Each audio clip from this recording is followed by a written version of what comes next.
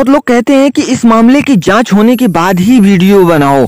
बहुत लोग कहते हैं कि इस मामले की जांच होने के बाद ही वीडियो बनाओ। लेकिन दोस्तों, त्रिशाकर मधु अपनी जिंदगी में बहुत कुछ करना चाहती थी, लेकिन एक लड़का आके उनकी जिंदगी को ब्रेक लगा गया। तो दोस्त, क्या आपको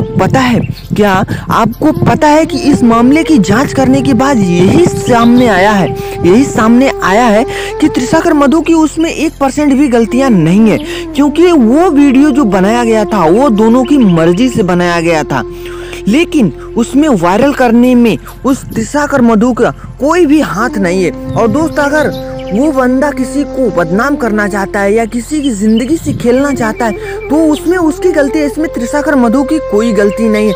बहुत लोग मुझे बहुत लोग कमेंट करेंगे कि यार झूठे की उसकी तारीफ मत करो, वो सबको बदनाम कर रही है।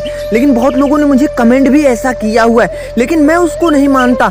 मैं तो मानता हूँ दोस्त कि त्रिशाकर मधु की कोई गलती नहीं है और त्रिशाकर मधु निर्दोष है। और उस मामले की जांच होने के बाद भी यही सच सामने आएगा कि त्रिशाकर मधु ने कोई गलतियां नहीं की।